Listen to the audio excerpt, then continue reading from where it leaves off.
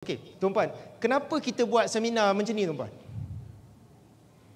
Walhal kita ada je seminar Membina 1 Juta yang pertama, private webinar secara online. Setiap kali kita buat, peserta minimum 1000. Kenapa kita buat macam ni? Nak membina kekayaan, tuan-puan, 2 perkara tuan-puan kena ingat. Yang penting. Yang pertama ialah ilmu. Yang pertama, mesti ada ilmu. Tak akan sama orang berilmu dengan tak berilmu. Tak akan sama. Orang lain buat loan beli rumah, keluar duit poket. Yang ada ilmu tak payah keluar duit. 10 sen pun tak payah keluar.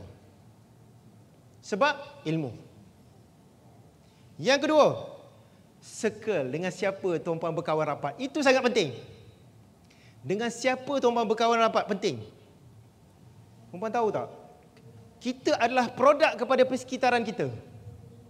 Kita akan jadi mirip dengan kawan kita, tuan-puan. Tuan-puan, dalam hidup saya tak pernah ada impian saya nak pergi diving. Tak pernah, tuan-puan. Nak pergi menyelam, tak pernah ada dalam fikiran saya, tuan-puan. Macam mana akhir sekali kita jadi diver tegar? Asyik nak pergi menyelam je. Sebab dalam achievers kita ni, ada diver yang dah 1000 kali dive. Dah 1000 kali pergi menyelam, tuan-puan. Jadi dia ajak, why not try? Saya pun pergilah ambil lesen. Ambil lesen, lepas tu kita diving lah setahun sekali. Nak maintain lesen tu. Dah dapat lesen, fikir kalau setahun sekali, lama-lama kita nanti hilang skill pula.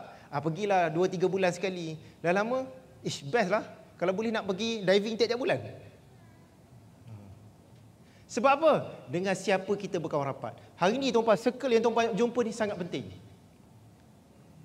Saya sangat yakin, ini orang-orang tawar ni, ini orang yang akan kaya beberapa tahun akan datang. Tuan-puan datang belajar, of course, tentulah tuan-puan punya ilmu dengan orang luar dah tak sama dah. Tuan-puan, Encik Azmi yang kat depan ni, yang pakai smart-smart ni, yang saya kenal dulu tak macam ni tau. Saya boleh nampak growth. Ini Cikgu Aswan ni, follow saya daripada zaman universiti lagi, tuan-puan. Ini saving banyak ni. Harta, beli property. Sebab apa? Zaman student dah follow, dah baca saya punya blog. Jadi dia bermula dengan kerja, tak ada masalah kewangan. Dia tak ada masalah hutang. Sebab ilmu dia dah lain pada orang lain.